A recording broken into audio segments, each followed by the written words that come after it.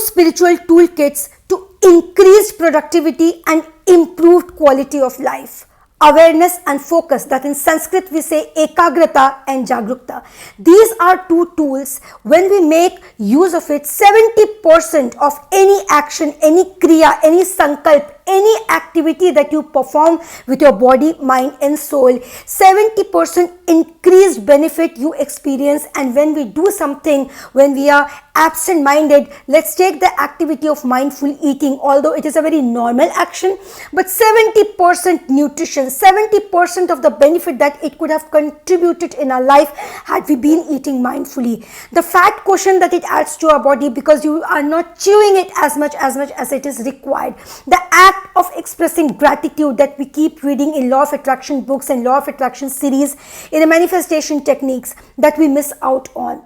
Expressing the gratitude, being mindful, aware of those bites and the kind of satisfaction, the contentment that it can add to our body, mind and soul.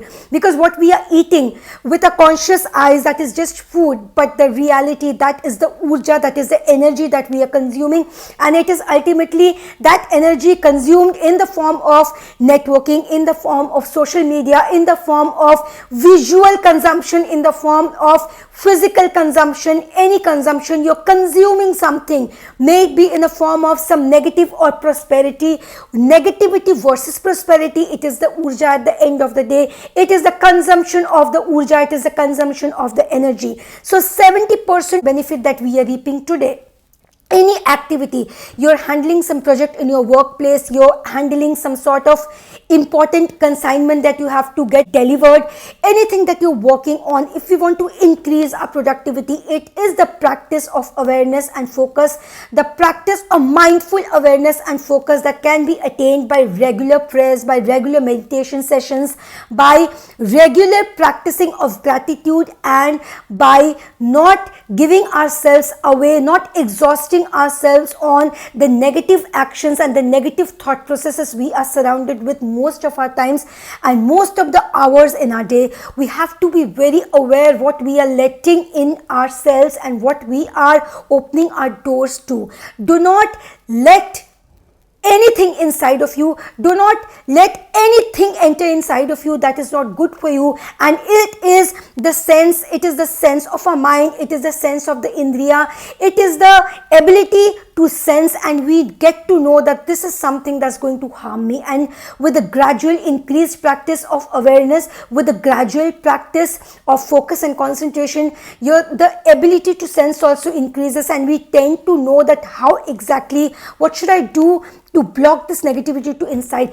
Catastrophic thought process, fatalistic outlook, dominating approach, these are certain mindsets that can cause severe damage to us, and that does cause severe damage to us, because most of the time, especially in the corporate world, we see that it is all about meeting the targets, it is all about achieving the goals, and it is all about making best and giving results. It is so result oriented that if you miss out somewhere, your colleague will go ahead and then you will be at a loss. So this selfish mindset, we have to read the definition and redefine selfishness. What exactly selfishness is, because in today's times that people say that the world is full of selfishness and being selfish is bad. But according to me, according to my experience, it is not about selfishness, and selfishness is not a negative emotion.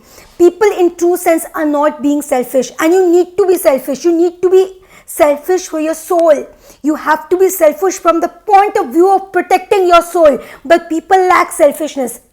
When somebody asks money from us and we deny the help and we say that we are not going to help you, or somebody, a relative is sick at the hospital and we know that if we go to meet the person or the relative, then expectations will be poured on you and you will be asked to contribute in the form of money or some resource or some sort of help. So to avoid that scenario, you stop taking the phone calls, or if somebody asks me for any kind of help, we try to pave out a way for ourselves so that we don't have to take away the responsibility. We shy away from our responsibility, do not contribute to our family, or say we do not spend time with the elderly people, with our elderly relatives, and we say that today we are very busy, so this is being selfish. But in true sense, this is not being selfish, because these are the signals that we are sending to the universe, and likewise atmosphere, likewise scene is going to get back to us with compound interest. Today we are shying away from charity and we are investing money in share market and facing losses. It's just that the person doesn't understand and connect the dots. Just a 5-year plan down the line, if you connect the dots, you will get to know. Looking at your past 5 years, you will get to know. You can connect the dots of your future and present and the past. Once you connect the dots, a clear picture will be there in front of us that everything is coming back, and it is about getting engulfed, it is about getting consumed in the karma bandhan. That is the law of the karma, and the law of the karma is, if you're not a karma yogi, if you are not being aware and doing certain actions, that you're not being selfish. It is all about you getting more and more indulging in more and more, you're getting stuck and you're getting consumed by the law of the karma, which is getting back to us with double force, double interest. So being selfish in today's times, I suggest people need to be a little selfish, but defining the selfish and knowing exactly how to be selfish, it is selflessness versus being selfish. Now if we think that by taking away somebody else's right, by dominating somebody else, or by letting others dominate us, we are being selfish. No, this is not called selfishness. This is called foolishness. If we are really want to be selfish, then we have to work on our soul, because at the end of the day, the only precious thing that we have with ourselves, it is the soul and the journey of our soul, which is being guided by the supreme consciousness. And it is not just this world. We have to consciously realize that the impact with which we are chasing this material and temporary world, the same impact and with the same speed the death is chasing us, that was inevitable. It was decided on the day of our birth that this is the time we are going to leave this earth, we are going to leave this world, and we are going to begin a journey in the next world. But if we do not believe that there is some other world, it is only this temporary world that is the end all of everything. If that is what we believe in, then that is really something for us to worry and contemplate on, because this is not the reality. This is the illusion that is giving us this reality, that it is this world, it is just this material world. But we have to give a good part of our thought process and a good part of our time and energy to think about exactly how it is going from world to worlds, and how this traveling of soul is taking place, and from where it all started and where is it all going. That will help us becoming more and more cleansed. That will enable our soul, it will enable our conscious mind to connect with the soul, become more soulful, and try to disconnect with the outward emotions that are negative in nature, and more consume the positivity and make the positivity a instrument to lead a blissful life. But in order to do that, we have to first stop thinking ourselves that we are invincible. We are not invincible. Had we been invincible, then world would have been a much better place. But the fact that there is this competition, that the fact that there is this fight for bread and butter, the fight for money, the fight for relationships, the fight over each and everything, the definition of the selfishness is the very proof.